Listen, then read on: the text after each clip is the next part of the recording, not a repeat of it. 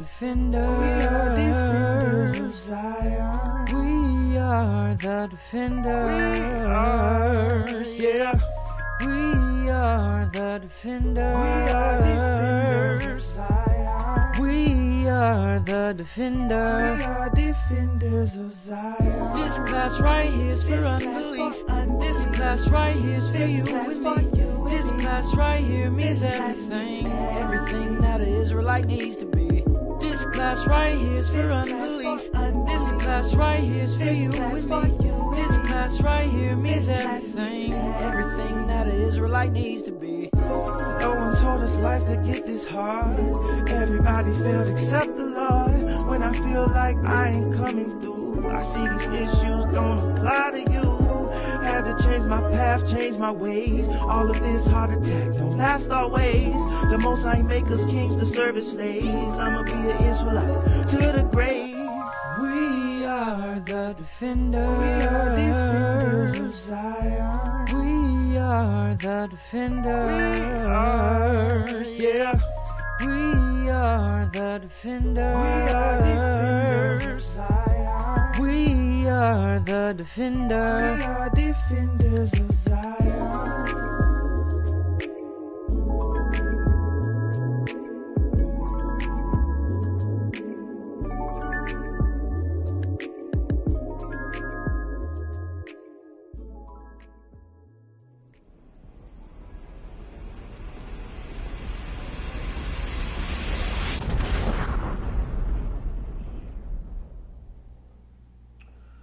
All right, shalom. Most High in Christ bless to everybody that's tuning in. All praises to the Most High. We made it to another Sabbath. All right. Tonight's topic is the Book of Ruth. This is a very tricky subject because you have a lot of people that have not been taught. And, you know, they learn from here and they learn from there instead of understanding stabilization. Okay. Let's open up with the Book of Ruth, chapter 1 and verse 1. The Book of Ruth, chapter 1 and verse 1. Mm-hmm. Now it came to pass in the days when the judges ruled. It came to pass in the day when the judges ruled. So when you think about Ruth, okay, Ruth is a Moabite. And the Book of Ruth is really the continuation of the Book of Judges. Okay. Don't think of this as, you know, Ruth having a book to herself, because this ain't about her. Okay. It has a deeper meaning to it. Okay, read that from the top. The Book of Ruth, chapter 1 and verse 1. Mm-hmm. Now it came to pass in the days when the judges ruled. In the days in the judges ruled. So this is a specific time period. Let's go back. Judges chapter 21 and verse 24.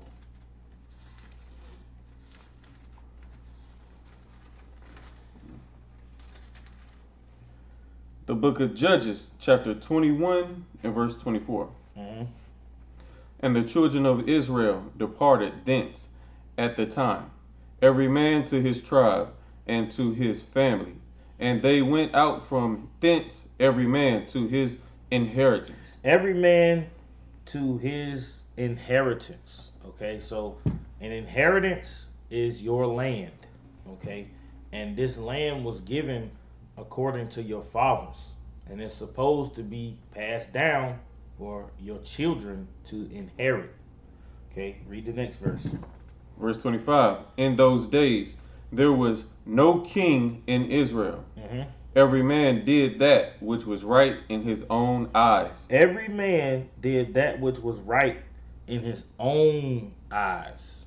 Okay, so this is a time period where these folks is doing what they want to do a lot of the times, and they are partially keeping the law. It's a lot of stuff that's going on.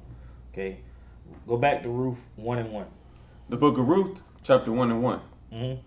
Now it came to pass in the days when the judges ruled, that there was a famine in the land. There was a famine in the land, in Israel. Come on.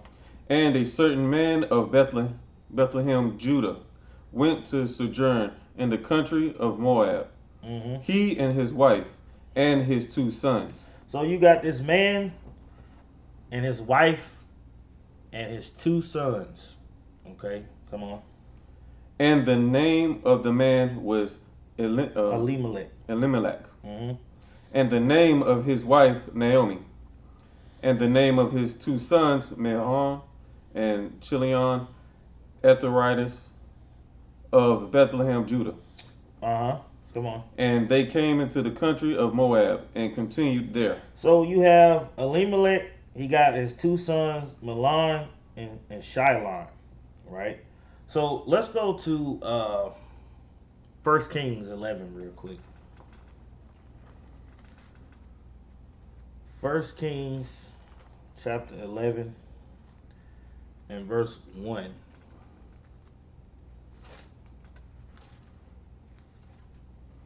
The book of 1 Kings, chapter 11 and verse 1. But King Solomon loved many strange women. King Solomon loved many strange women. When they say strange women, it's talking about women of another nation, right? Come on. Together with the daughter of Pharaoh, women of the Moabites, Ammonites, Edomites, Zidonites, and Hittites. Right. So King Solomon is saying that he loved the Moabites. Right? Come on. Of the nations concerning which the Lord said unto the children of Israel, ye shall not go into them, neither shall they come in unto you. For surely they will turn away your heart after their gods. Solomon clave unto these in love. Solomon clave unto these in love. Come on. Verse 3. And he had 700 wives, princesses, and 300 concubines, and in his wives turned away his heart. It's saying his wives turned away his heart. Come on. For it came to pass, when Solomon was old, that his wives turned away his heart after other gods. After other gods. And see, this is the problem right here. Following other gods, the Lord said, do not go into these Moabites. Right? Now, let's go to Numbers. Numbers chapter 26. And let's see this. Numbers chapter 26. And let's read verse 53. The book of Numbers, chapter 26 and verse 53. Unto these the land shall be divided for an inheritance according to the number of names. So what it's showing you, what you're looking at is when it's talking about an inheritance, it's talking about land. Okay, come on.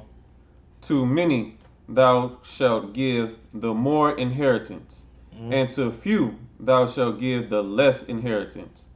To every one his inheritance be given according to those that were numbered of him. Notwithstanding, the land shall be divided by lot, according to the names of the tribes of their fathers shall inherit. They shall inherit. So what it's talking about is it's talking about by your father. This is how the inheritance of this land, it goes down from father down to son. Okay. Now, let's go to Leviticus 25. Leviticus 25, and let's read verse 44. The book of Leviticus, chapter 25 and verse 44. Both thy bondmen and thy bondmaids, which thou shalt have, shall be of the heathen that are round about you. Of them shall ye buy bondmen and bondmaids. Come on. Moreover, of the children of the strangers that do sojourn among you, of them shall ye buy, and of their families that are with you, Mm-hmm. which they beget in your land, Mm-hmm. and they shall be your possession. They shall be your possession. So, according to the Bible, as an Israelite, these other nations, they're supposed to be in our possession. Okay? Come on, pay attention. Come on. Verse 46. And ye shall take them as an inheritance for your children after you. And ye shall take them as an inheritance. Okay? So when you see these Moabites are our inheritance, the same way that the land is, right? We gonna bring some things out, right? Come on. To inherit them for a possession. Mm-hmm. They shall be your bondmen forever. Forever. Come on. But over your brethren, the children of Israel, ye shall not rule one over another with rigor. You shall not rule one over another. So make no mistake about it. When it's talking about the children of Israel, it's talking about you so-called blacks and you so-called Hispanics whose fathers are of Negroid and Indian descent. You are the biblical Israelites, and we have a duty to keep God's commandments in the faith in Christ, man. Now, let's go to Matthew, chapter 1. Matthew, chapter 1. And let's read verse 16.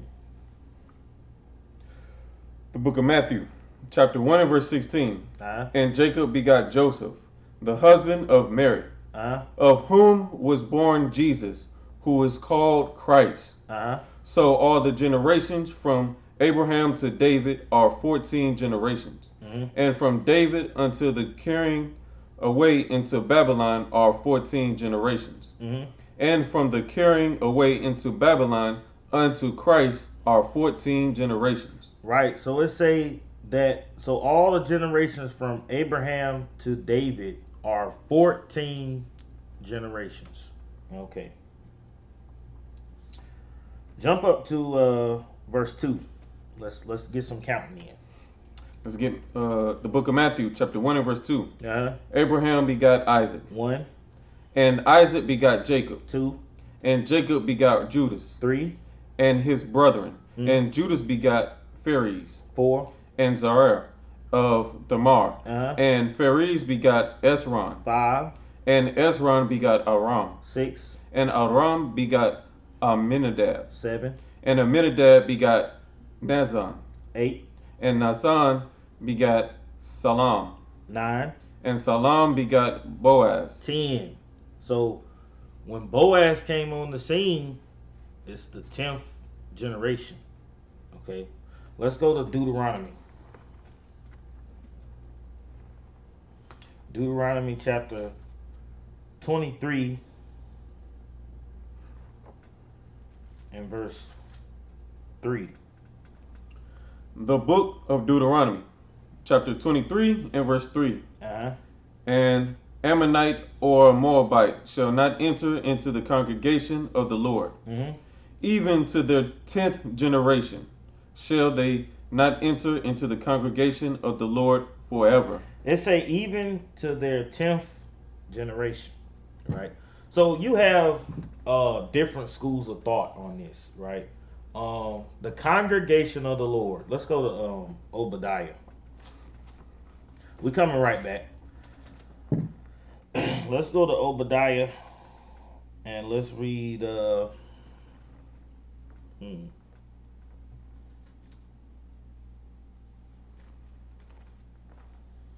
let's read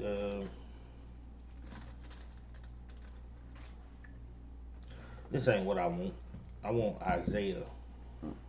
Isaiah 14. That's what I want. It say the same thing. Pretty much. Isaiah 14. And let's read verse 13.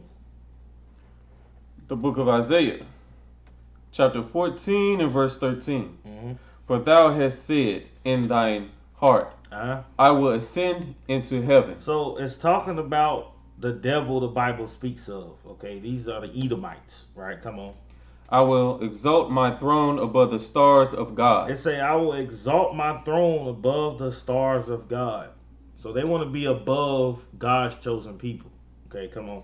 I will sit also upon the mount of the congregation. I will sit also upon the mount of the congregation. Come on. In the sides of the north. In the sides of the north. It's talking about North America. So this mount of the congregation is in North America. Okay, it's in the north. What this is showing you is that when they say the congregation of the Lord, it's talking about the people, for one. Okay. Now let's go to Lamentations. Let's get the second definition. 1 in verse 10.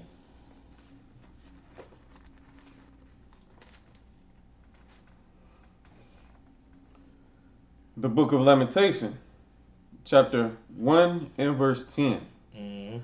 The adversary had spread out his hand upon all her pleasant things, for she had seen that the heathen entered into her sanctuary, whom thou didst command that they should not enter into the congregation. Into thy congregation. So now, the congregation of the Lord is talking about the Israelites, and it's talking about the temple. Okay, let's go back to Deuteronomy 23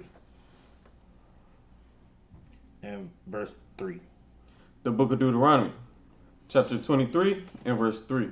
An Ammonite or Moabite shall not enter into the congregation of the Lord, even to their 10th generation. It say even to their 10th generation. When the Bible says even, it means indeed. Okay, indeed to their 10th generation. Okay, so what you have here is it's saying after this 10th generation, they're going to be able to enter in to the congregation. They're going to be able to be amongst the Israelites. They're going to be able to be outside of the temple. Okay. Now, let's go back to Ruth. Ruth chapter 1. Ruth chapter 1, verse 1 again. The book of Ruth, chapter 1 and verse 1. Now it came to pass, in the days when the judges ruled, that there was a famine in the land, and a certain man of Bethlehem, Judah, went to sojourn in the country of Moab, he and his wife, and his 2 sons. And the name of the man was Elimelech. Elimelech, come on. And the name of his wife, Naomi. And the name of his 2 sons, Mahlon and Chilion, Ephrathites of the Bethlehem, Judah.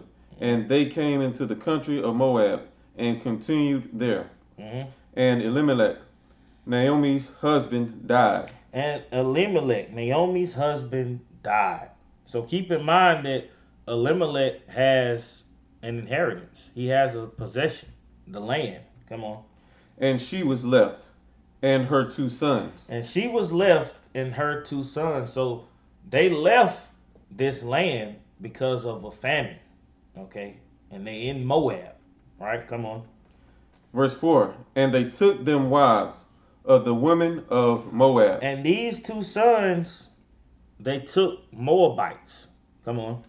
The name of the one of Orpha, and the name of the other Ruth. And they dwelt there about 10 years. They dwelt there about 10 years. So you have to ask yourself a question. After we reading in the scriptures that you ain't supposed to be marrying these Moabites, are they doing what the Lord wants them to do? Come on. And Mahlon and Chilion died also, both of them. Both of them died. Come on. And the woman was left of her 2 sons and her husband. So now you have Elimelech's wife, Naomi, and you have the two women that Elimelech's sons married, right? Come on. Verse 6. Then she arose with her daughters-in-law, that she might return from the country of Moab. For she had heard in the country of Moab how that the Lord had visited his people in giving them bread. And visited his people and giving them bread. So she's in Moab and she hears that the famine is over. So she's going back. Come on. Verse 7. Wherefore she went forth out of the place where she was, and her two daughters-in-law with her. Mm-hmm. And they went on the way to return unto the land of Judah. Mm-hmm. And Naomi said unto her two daughters-in-law, Go, return each to her mother's house. Uh-huh. The Lord deal kindly with you, as ye have dealt with the dead and with me. Mm-hmm. The Lord grant you that ye may find rest, each of you in the house of her husband. Mm-hmm. Then she kissed them, and they lifted up their voice and wept. Mm-hmm. And they said unto her, Surely we will return with thee unto thy people. Highlight thy people, right? Because you got some folk that believe that Ruth is not a real Moabite. But why is she saying thy people? If we the same people, why does it say thy people? Read that verse again. The book of Ruth, chapter 1 and verse 10. Uh-huh. And they said unto her, Uh-huh. Surely we will return with thee unto thy people. Come on. And Naomi said, Turn again, my daughters. Why will ye go with me? Are there yet any more sons in my womb, that they may be your husbands? Are there any sons in the womb? Okay, let's go to Deuteronomy 25 real quick. Deuteronomy 25, and let's read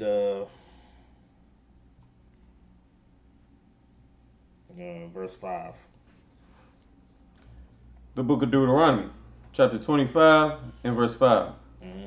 If brethren dwell together, and one of them die, and have no child, the wife of the dead shall not marry without unto a stranger. So it's saying that if you got two brothers, right, and one of the brothers is married, and he dies, right? Come on. Her husband's brother shall go in unto her. Her husband's brother shall go in unto her. So she's not supposed to go outside of the lineage. She's supposed to get with her husband's brother. Come on.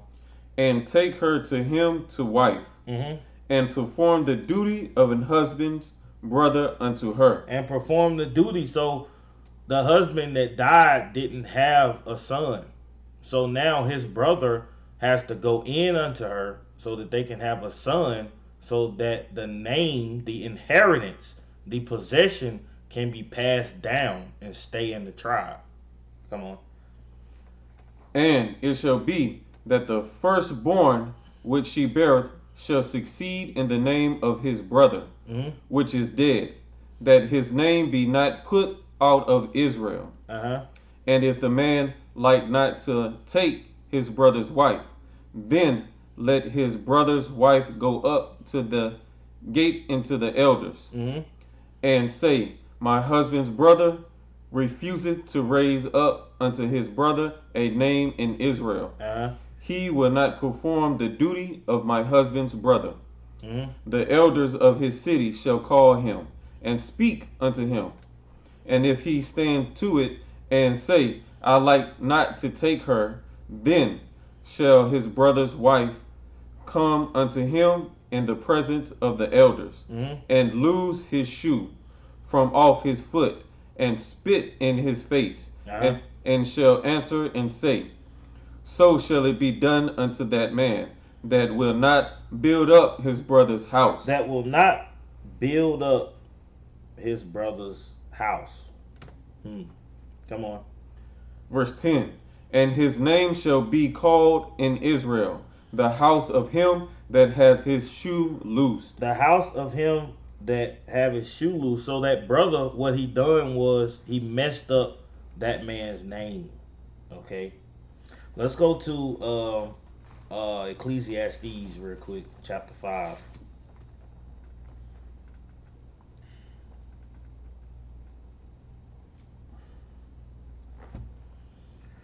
We'll just give a deeper understanding of it. I actually I made a joke on Facebook earlier.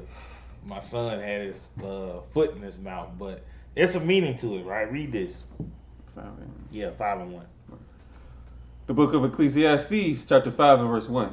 Keep thy foot when thou goest to the house of God. Keep thy foot when thou goest to the house of God.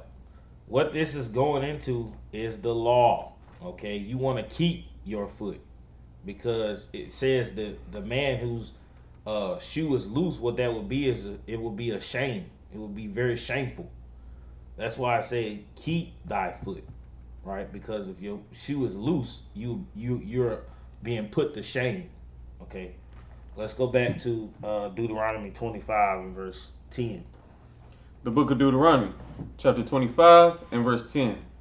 And his name shall be called in Israel, the house of him that had his shoe loosed. Have his shoe loose. This is why the Bible says, keep thy foot. Okay. Let's go back to Ruth. Ruth 1 and verse 11. The book of Ruth, chapter 1 and verse 11. And Naomi said, Turn again, my daughters. Why will ye go with me? Are there yet any more sons in my womb, that they may be your husbands? So she's saying that I don't have any sons in my womb that would be able to keep the inheritance in Israel. So it's this whole thing is pointless because that husband that died, they were supposed to go into their brother, but both of them are dead. So the only thing that they're saying is if Naomi has another child, then that child will eventually get with one of the wives to continue that inheritance. But she's saying she's not pregnant, right? Come on. Verse 12. Turn again, my daughters. Go your way, for I am too old to have an husband. She said that she's too old to have a husband. That's I believe it's in Timothy where it tells you the age where a widow has to stop looking for a husband. Okay, come on. If I should say I have hope, if I should have an husband also tonight, and should also bear sons, would ye tarry for them till they were grown? Would ye tarry for them till they were grown? This, I just thought about this, but this also shows you that you can't just get with no minor in Israel. They have to be over 20 years old. All right, come on. Would ye stay for them from having husbands? Nay, my daughters, for it grieveth me much for your sakes, that the hand of the Lord is gone out against me. That the hand of the Lord is gone out against me. She's confirming the judgment. Okay. Come on. And they lifted up their voice and wept again.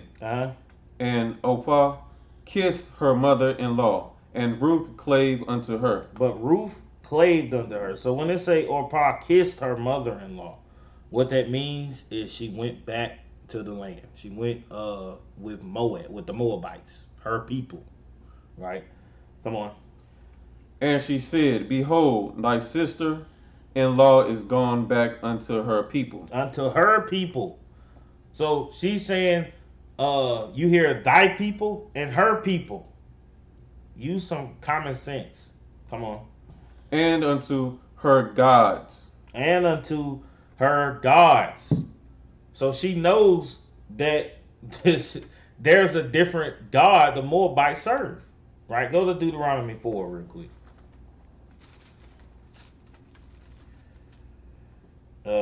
Yeah, man, our people, man, bugged out, man. These are real Moabites right here. Talking about their other gods they have. Deuteronomy 4:19. The book of Deuteronomy, chapter 4 and verse 19. And lest thou lift up thine eyes unto heaven, and when thou seest the sun and the moon and the stars, even all the host of heaven, shouldest be driven to worship them and serve them, which the Lord thy God had divided unto all nations under the whole heaven. So the Lord, these gods are for the nations, man. We supposed to be serving the God of Israel, okay? But this Moabite is saying that she's going back to her gods. It's not an Israelite, right? Let's go back to Ruth. Ruth 1 and 16. The book of Ruth, chapter 1 and verse 16. Mm-hmm. And Ruth said, entreat me not to leave thee, or to return from following after thee. Mm-hmm. For whither thou goest, I will go, Mm-hmm. and where thou lodgest, I will lodge. Mm-hmm. Thy people shall be my people, Mm-hmm. and thy God my God. So what is she doing right here? This is Ruth cleaving to the Israelites. This ain't got nothing to do with her being an Israelite. She's cleaving, like the scriptures say. Let's go to Isaiah 14. Isaiah 14 and verse 1.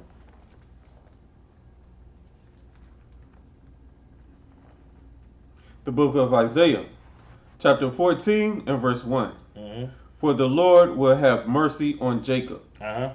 and will yet choose Israel, Uh-huh. and set them in their own land. Set them in their own land. Come on. And the strangers shall be joined with them. And the strangers shall be joined with them. The Moabites. Come on. And they shall cleave to the house of Jacob. And they shall cleave to the house of Jacob. Right? This woman is Naomi's servant. Come on. And the people shall take them and bring them to their place. Take them and bring them. Put these Moabites in their place. Read. And the house of Israel shall possess them in the land of the Lord for servants and handmaids. For servants and handmaids. So remember what we read in Leviticus 25. Okay, she's a servant. She has cleaved to Naomi. Let's go to Genesis chapter 12.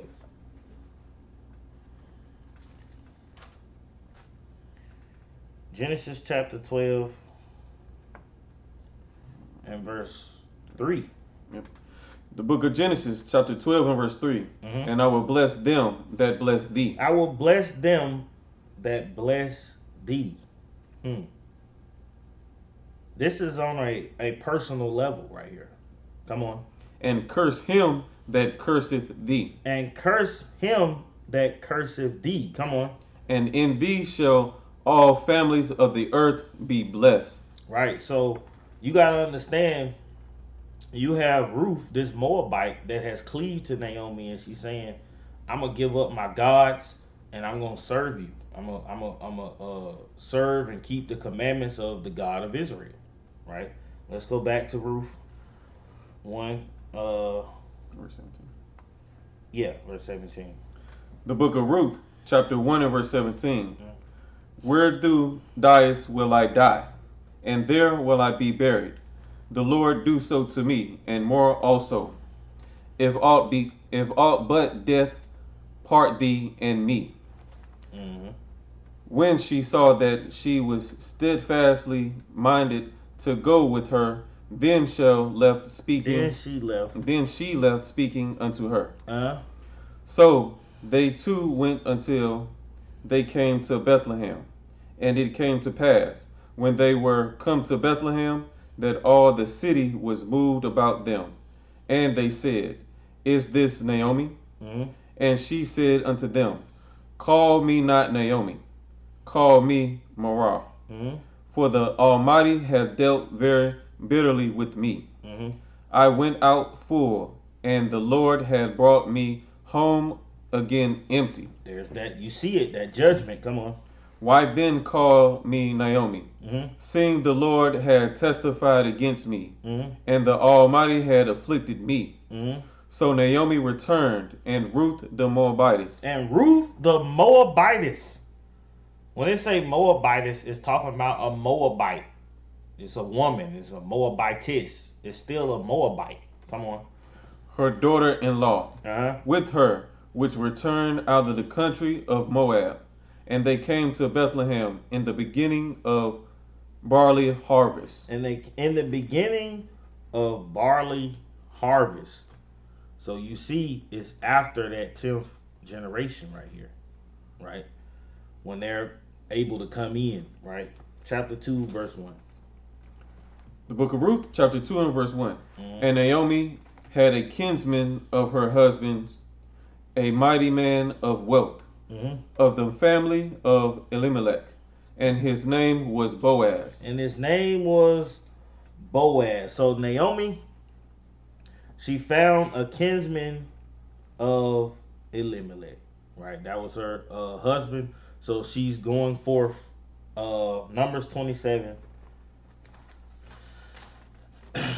Numbers chapter 27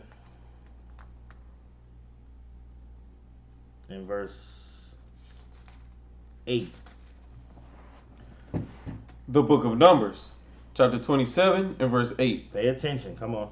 And thou shalt speak unto the children of Israel, Uh-huh. saying, if a man die If a man die, Elimelech, come on, and have no son, and have no sons, come on. then ye shall cause his inheritance to pass unto his daughter. So Elimelech had 2 sons, but both of those sons died.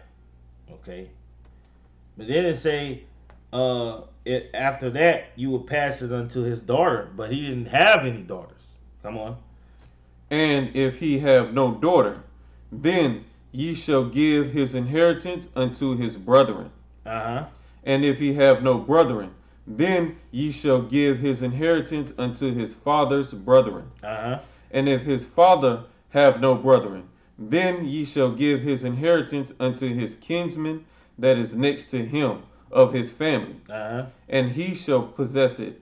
And it shall be unto the children of Israel a statute of judgment, as the Lord commanded Moses. So now you see that Elimelech died and his 2 sons. So the next person in line, she at this time believes that it's Boaz. Okay, come on. Verse Ruth chapter 2 and verse 2. My fault. The Book of Ruth, chapter 2 and verse 2. Mhm. And Ruth the Moabitess said unto Naomi, let me now go to the field and glean ears of corn after him in whose sight I shall find grace. And she said unto her, go, my daughter. Mhm. And she went and came and gleaned in the field after the reapers. Mhm. And her hap was to light on a part of the field belonging unto Boaz, Mhm. who was of the kindred of Elimelech. Mhm. And behold, Boaz came from Bethlehem, and said unto the reapers, the Lord be with you. And they answered him, the Lord bless thee. Mhm. Then said Boaz unto his servant that was set over the reapers, whose damsel is this? Uh-huh. And the servant that was set over the reapers answered and said, it is the Moabitish damsel. It is the Moabitess damsel. Here they go again. Moabite, that's Moab. Come on. That came back with Naomi Uh-huh. out of the country of Moab. Uh-huh. And she said, I pray you, let me glean and gather after the reapers among the sheaves. Uh-huh. So she came, and had continued even from the morning until now, that she tarried a little in the house. Mhm. Then said Boaz unto Ruth, hearest thou not, my daughter? Go not to glean in another field, neither go from hence, but abide here fast by my maidens. Uh-huh. Let thine eyes be on the field, that they do reap, and go thou after them. Have I not charged the young men that they shall not touch thee? Have I charged the young men that they shall not touch thee? I like that part, not touch thee. right? Because there's an understanding that he has concerning this inheritance, right? Come on. And when thou art athirst, go into the vessels, and drink of that which the young men have drawn. Mm-hmm.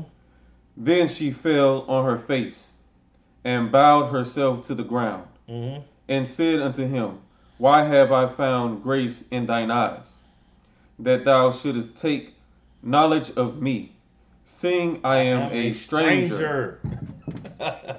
You just read it and see, as you read this and not just pick and choose what you want to look at, you begin to see that this is a Moabite for real. Come on. Verse 11. And Boaz answered and said unto her, It had fully been showed me all that thou hast done unto thy mother-in-law since the death of thine husband, Mm-hmm. and how thou hast left thy father and thy mother, and the land of thy nativity, Come on. and art come unto a people which thou knowest not heretofore. Right. Come on. The Lord recompense thy work. The Lord recompense thy work. So we went to Genesis 12 and say, I will bless them that bless you. I will bless them that bless you. Come on. And a full reward be given thee on the of the Lord God of Israel, under whose wings thou art come to trust. Under whose wings thou art come to trust. So what it's showing you is that she is now cleaving to the house of Israel. Right? She's admitted and she's confessed that she's a servant. Okay, come on. Verse 13. Then she said, Let me find favor in thy sight, my Lord, Mm-hmm. for that thou hast comforted me, and for that thou hast spoken friendly unto thine handmaid, Uh-huh. though I be not like unto one of thine husbandmaids, No, handmaids. right. So here it is again. It say, though I be not like unto one of thine handmaidens. So she knows who she is, man. It's just our people that's going around talking about this is an Israelite. But as you read it, you begin to see what it's talking about. Okay, jump to chapter 3. And yeah, read verse 1. Trying to speed it up a little bit. The Book of Ruth, chapter 3 and verse 1. Then Naomi, her mother-in-law, said unto her, My daughter, shall I not seek rest for thee, that it may be well with thee? Mm-hmm. And now is not Boaz of our kindred, with whose maidens thou wast? Mm-hmm. Behold, he winnoweth barley tonight in the threshing floor. Uh-huh. Wash thyself, therefore, and anoint thee, and put thine raiment upon thee, and get thee down to the floor. Mm-hmm. But make not thyself known unto the man, until he shall have done eating and drinking. See, what you should start to realize is the grace of a wife. The grace of an Israelite woman knows when you need, she telling her when she need to approach this man. You know, don't make yourself known to him. Leave that man alone. Let him eat and drink and be comfortable. And that's when you go to him. Come on. Verse 4.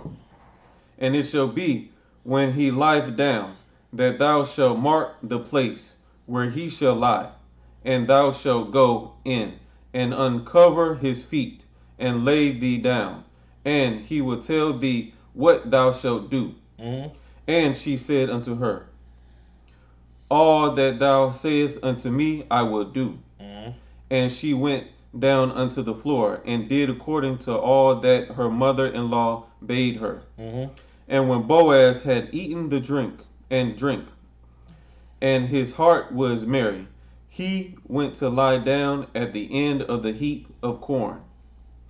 And she came softly, and uncovered his feet, and laid her down. So real quick, hold this real quick. Let's go to Sirach 31. You got to bring this out real quick, just so folks can understand, because you got folks that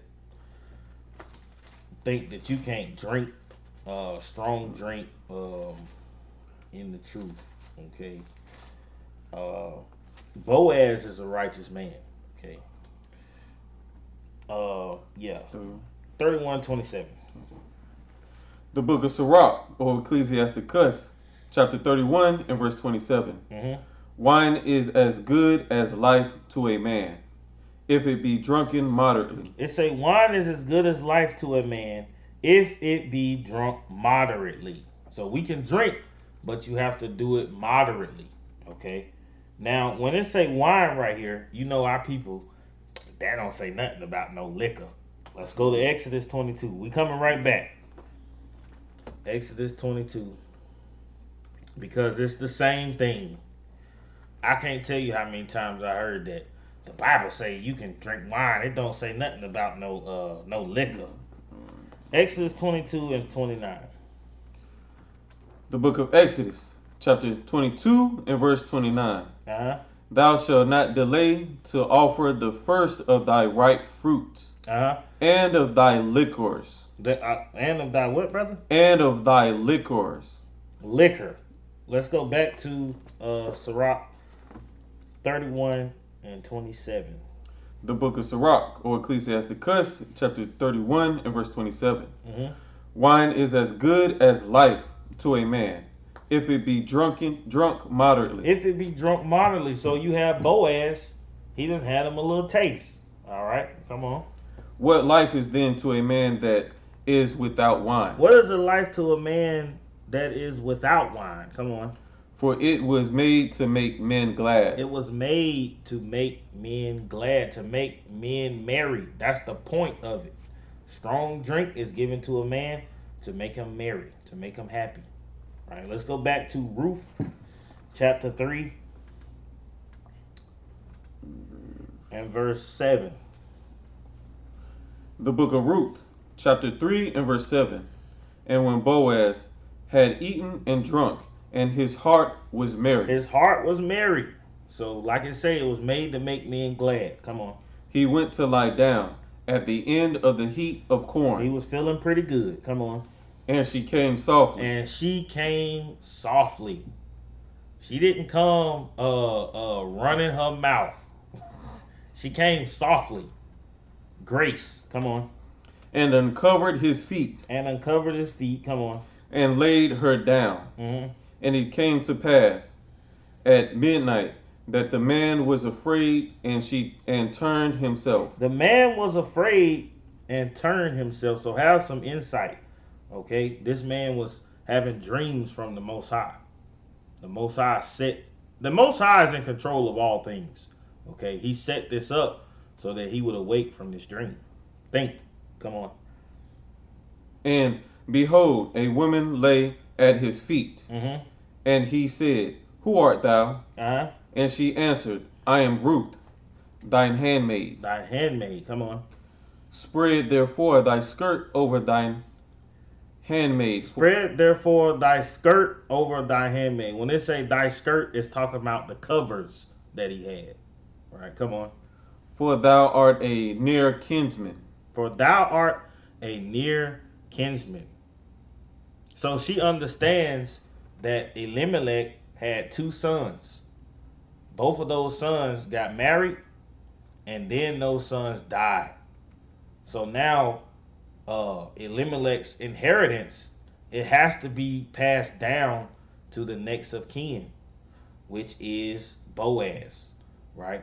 But what you're seeing is that Naomi can't have children. So the next in line is Ruth. Ruth has, as an inheritance, has to go in with Boaz for the inheritance. That's why we went to Leviticus 25. We went to Deuteronomy, so you could see that this is about the land. Okay, come on. Verse 10. And he said, Blessed be thou of the Lord, my daughter, for thou hast shewed more kindness in the latter end than at the beginning, inasmuch as thou followest not young men, whether poor or rich. And now, my daughter, fear not, I will do to thee all that thou requirest. Thou requirest. Come on. For all the city of my people doeth know that thou art a virtuous woman. Virtuous woman. When it's saying that she's a virtuous woman, highlight virtuous and put in order. In order. She's doing what's required of her. She's not messing with no men, the rich or poor. She knows she got a job to do. It's calling her virtuous, meaning that she's in order. Come on. And now it is true that I am their near kinsman. Thy near kinsman. Come on. Howbeit, there is a kinsman nearer than I. So he's saying that there's a kinsman nearer than I. Jump to chapter 4. Let's speed up a little bit. 4 and 1. The book of Ruth, chapter 4 and verse 1. Then went Boaz up to the gate and sat him down there. And behold, the kinsman of whom Boaz spake came by. The kinsman of Boaz came by. So now he's saying that I'm not the next of kin. There's somebody that is closer to Elimelech than I am. And this is the one that's supposed to be going through with the law concerning going in unto thy brother's wife. Okay, which is Ruth, right? But let's go to Genesis 38 real quick. Genesis 38, and let's get a little back story. Verse 7. Verse 6. The book of Genesis, chapter 38 and verse 6. And Judah took a wife for Er, his firstborn, whose name was Tamar. And Er, Judah's firstborn, was wicked in thy sight. In the sight. From the top. And Er, Judah's firstborn, was wicked in the sight of the Lord. And the Lord slew him. And the Lord slew him. So Er had a wife, Tamar. The Lord killed him. Okay, come on. And Judah said unto Onan, Go in unto thy brother's wife. Go in unto thy brother's wife. So we showed you in Deuteronomy 25 that there's a law. All right, come on. And marry her. And marry her, come on. And raise up seed to thy brother. And Onan knew that the seed should not be his. And it came to pass, when he went in unto his brother's wife, that he spilled it on the ground. So he spilled it on the ground. So he was supposed to go into his brother's wife to raise up this son so that the name of Israel could be passed down. The inheritance could be passed down. But he decided to spill his seed on the ground. So what he pulled out. All right, come on. Least that he should give seed to his brother. And the thing which he did displeased the Lord. Wherefore he slew him also. Slew him also, man. So the Lord ain't playing. When it comes down to this inheritance passed down, man, this is serious. Okay, if you don't go through with these laws, man, you should be ashamed of yourself. Your shoe is loose. Right? Let's go back to Ruth, chapter 4 and verse 1 again. The book of Ruth, chapter 4 and verse 1. Then went Boaz up to the gate and sat him down there. And behold, the kinsman of whom Boaz spake came by, unto whom he said, Ho, such a one, turn aside, sit down here. And he turned aside and sat down. And he took 10 men of the elders of the city and said, Sit ye down here. And they sat down. And he said unto the kinsman, Naomi, that is come again out of the country of Moab, selleth a parcel of land which was our brother Elimelech's. And I thought to advertise thee, saying, but it before buy it. before the inhabitants and before the elders of my people. Mm-hmm. If thou wilt redeem it, redeem it. But if thou wilt not redeem it, then tell me, that I may know.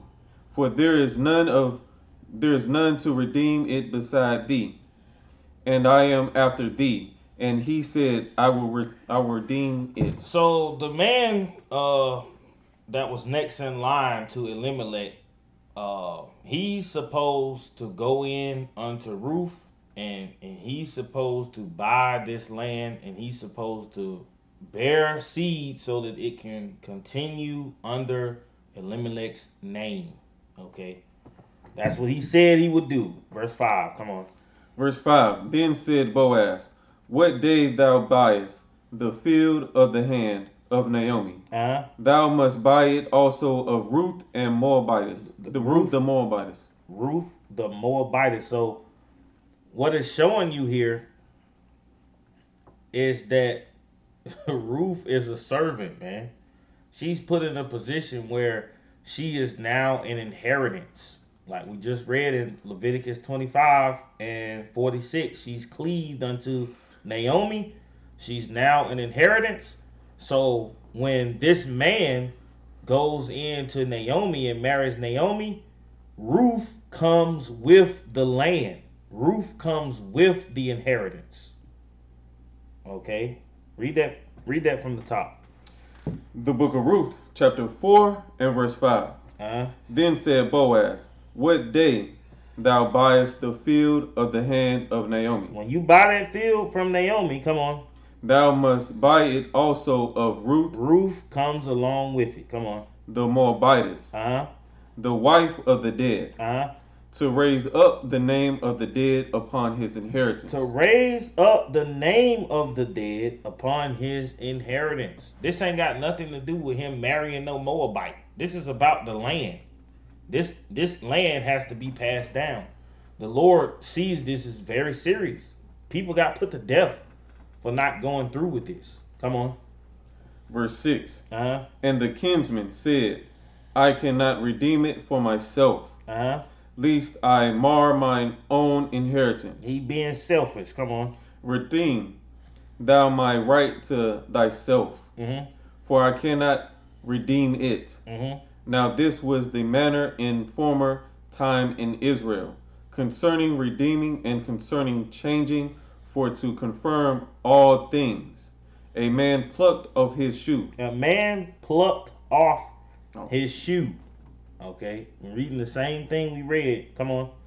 And gave it to his neighbor. And this was a testimony in Israel. And this was a testimony in Israel, right? It's sort of like a pass on or a receipt. Come on. Verse 8. Therefore the kinsman said unto Boaz, buy it for thee. So he drew off his shoe. So he drew off his shoe. The Bible say keep thy foot,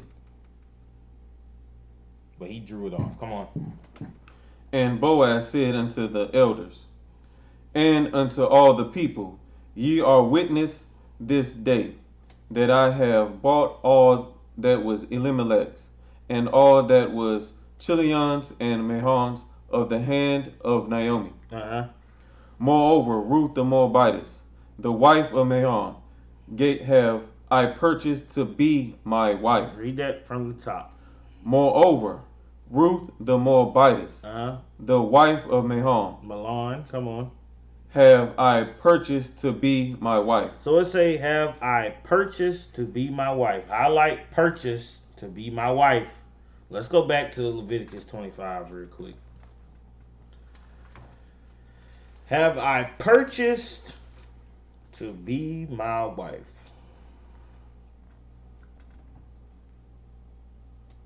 25:44.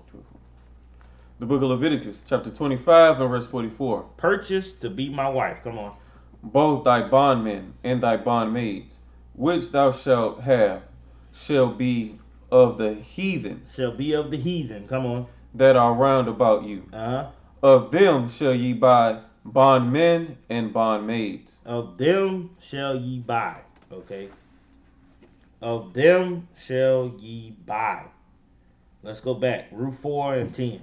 The book of Ruth, chapter 4 and verse 10. Uh-huh. Moreover, Ruth the Moabitess, the wife of Mahon, have I purchased to be my wife, Uh-huh.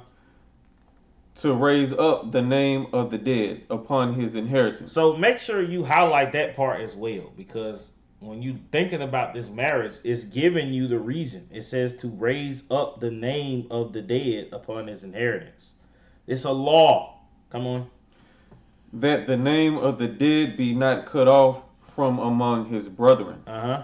and from the gate of his place. Uh-huh. Ye are witnesses this day. Ye are witnesses this day. So if this is skipping, it will be up on YouTube. Okay. Come on. Verse 11. Verse 11. And all the people that were in the gate, and the elders said, We are witnesses. The Lord make the woman that is come into thine house like Rachel, and like Leah. The Lord make the woman that is come into thine house like Rachel and Leah. Come on. Which two did build the house of Israel. Which two did build the house of Israel, man. So when you see in the scriptures, the purpose for these multiple wives was to build Israel. Come on. And do thou worthily in Ephrathah, Uh-huh. and be famous in Bethlehem. Uh-huh. And let thy house be like the house of Pharez, whom Tamar bare unto Judah, Uh-huh. of the seed which the Lord shall give thee of this young woman. Mm-hmm. So Boaz took Ruth, and she was his wife. Uh-huh. And when he went in unto her, the Lord gave her conception, and she bare a son. And she bare a son. Right. Real quick, let's go to Luke. Luke chapter 1 and verse 36. The book of Luke, chapter 1 and verse 36. Mm-hmm. And behold, thy cousin Elizabeth, she hath also conceived a son in her old age. Uh-huh. And this is the 6th month with her, Mm-hmm. who was called barren. Mm-hmm. For with God nothing shall be impossible. For with God, nothing shall be impossible, man. This is the key point. Come on. And Mary said, Behold, the handmaid of the Lord, be it unto me according to the word. And the angel departed from her. And the angel departed. So when you read in the scriptures, what you seeing is that the Lord is orchestrating these things, right? The Lord is behind these births, behind these commandments that's set up.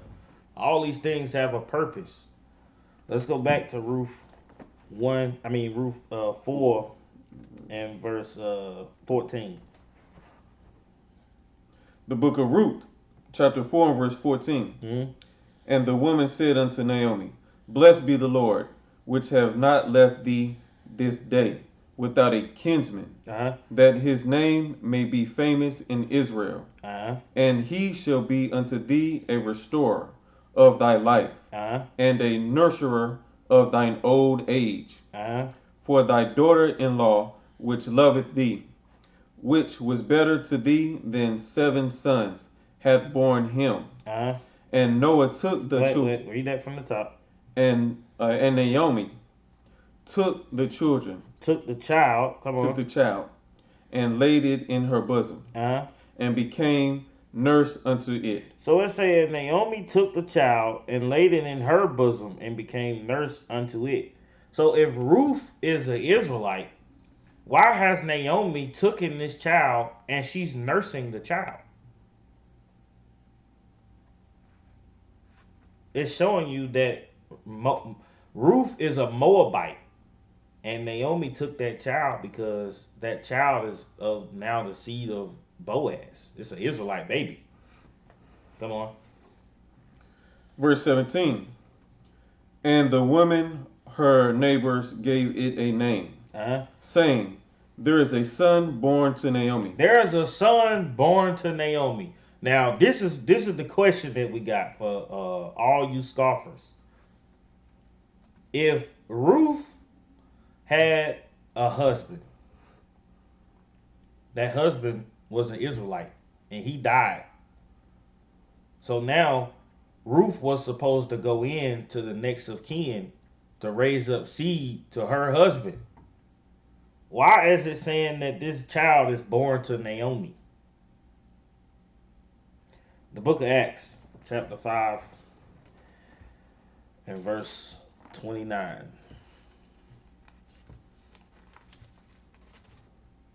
The book of Acts, chapter 5 and verse 29. Then Peter and the other apostles answered and said, we ought to obey God rather than men. We ought to obey God rather than men every single day, man. And with that, we say, Shalom.